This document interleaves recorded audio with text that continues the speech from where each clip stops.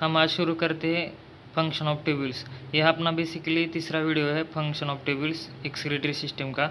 इसमें हम देखते हैं कि मतलब कैसे कैसे फंक्शन करते हैं अपने नेफ्रॉन के पार्ट। अब हमने पहले वीडियो में देखा था कि नेफ्रॉन के 4 पार्ट होते हैं, proximal convoluted tubule, loop Henle's loop, distal convoluted tubule और कलेक्टिंग डक्ट। तो चलो स्टार्ट करते प्रॉक्सिमल कॉन्वोल्यूटेड ट्यूबिल से। देखो बेसिकली ये क्या होता है कि ये फर्स्ट पार्ट होता है अपने नेफ्रॉन का, प्रॉक्सिमल कॉन्वोल्यूटेड ट्यूबिल। प्रॉक्सिमल कॉन्वोल्यूटेड ट्यूबिल में स्पेशल थिंग क्या है कि इसका जो सरफेस है वो ब्रश बॉर्डर है, ब्रश बॉर्डर होता है उसके, मतलब उधर ऐसे स्ट्राइएशन प्रेजेंट होते। वो क्या करता है उसका सरफेस एरिया इंक्रीज करता है अपने प्रॉक्सिमल कॉन्वोल्यूटेड ट्यूबिल का। उससे क्या होता है एब्जॉर्प्शन इंक्रीज हो जाता है। 70 to 80% absorption is done here. मतलब इसमें 70 to 80% एब्जॉर्प्शन प्रॉक्सिमल कॉन्वोल्यूटेड ट्यूबिल में ही होता है, क्योंकि उधर ये ब्रश बॉर्डर एपिथेलियम प्रेजेंट होते हैं। एंड प्रॉक्सिमल कॉन्वोल्यूटेड ट्यूबिल अपना ये आयोनिक बैलेंस भी मेंटेन करता है। सेकंड पॉइंट है, सेकंड पार्ट है हेनलेस लूप। उसका हम फंक्शन देखते हैं।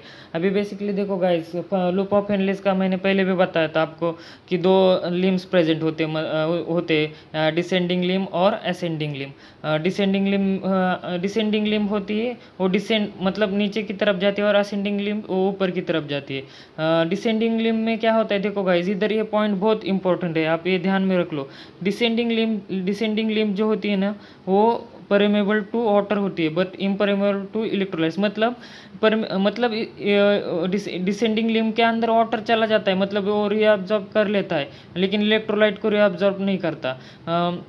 उससे क्या होता है कि अपना फिल्ट्रेट जो है ना वो कॉन्सेंट्रेट बनाने के लिए हेल्प होती है, मतलब मदद होती है, क्योंकि उधर वाटर चले जा रहा है अंदर अपने डिसेंडिंग लिम में। उससे क्या होता है ज़्यादा कॉन्सेंट्रेटेड फिल्ट्रेट तैयार होता है, और वो नीचे जाने को मतलब उसको मदद मिलती है फिल्ट्रेट को, इसकी वजह से वो नीचे जाता है। और अब सेकंड पॉइंट देखो, ये भी नीट के अकॉर्डिंग बहुत इंपॉर्टेंट पॉइंट है। ऐसा मतलब क्वेश्चन पूछा जाता है कि असेंडिंग लिम में कौन परमेबल है या कौन परमेबल नहीं है। तो गाइज ये इससे बिल्कुल अपोजिट है डिसेंडिंग लिम से। असेंडिंग लिम में क्या होता है इम्परमेबल टू वाटर होता है बट परमेबल टू इलेक्ट्रोलाइट्स। मतलब असेंडिंग लिम में वाटर अंदर नहीं जाता, मतलब रीअब्जॉर्ब नहीं होता, लेकिन इलेक्ट्रोलाइट्स जैसे कि सोडियम हो गया, पोटेशियम हो गया, वो अंदर रीअब्जॉर्ब होता है। रीअब्जॉर्प्शन और एक पॉइंट ध्यान में रखो गाइज, ये reabsorption is minimum in ascending लिम। आपको इधर ही साफ साफ दिख रहा है कि रीअब्जॉर्प्शन मतलब ज़्यादा से ज़्यादा फिल्ट्रेट का पार्ट तो वाटर ही रहेगा ना, वाटर ही अंदर नहीं जा रहा है इधर से, तो इसका साफ साफ मतलब ये है कि reabsorption is minimum in ascending limb. अभी नेक्स्ट पॉइंट देखो guys, distal convoluted tubule. Distal convoluted tubule है ना, ये थर्ड पार्ट है अपना नेफ्रॉन का। उसका फंक्शन देखो गाइज, इसका भी बेसिकली वही फंक्शन है, रीअब्जॉर्प्शन ऑफ वाटर वो करना, लेकिन इधर एक वर्ड है कंडीशनल रीअब्जॉर्प्शन। कंडीशनल मतलब ऐसा, मतलब जरूरी नहीं कि उधर होता ही है, लेकिन हो सकता है इसका मतलब। लेकिन इसमें देखो प्रॉक्सिमल कॉन्वोल्यूटेड ट्यूबिल में देखो इधर कंपलसरी ऑब्लिगेटरी, मतलब उस इधर 100% रीअब्जॉर्प्शन होगा, इसलिए तो इधर बताया है कि 70 to 80% एब्जॉर्प्शन होता है। अभी नेक्स्ट पॉइंट देखो गाइस, कलेक्टिंग डक्ट होता है ना, ये फोर्थ पार्ट होता है अपने नेफ्रॉन का। इसमें क्या बताया है कि this is the long duct extends from cortex of the kidney to the inner part of the medulla. मतलब इसका ये है कि ये सबसे लॉन्ग पार्ट है अपने नेफ्रॉन का। ये क्या होता है, अपने पहले मैंने आपको बताया था किडनी का कॉर्टेक्स होता है, और कॉर्टेक्स से नीचे हमने देखा था ये सेक्शन में किडनी के।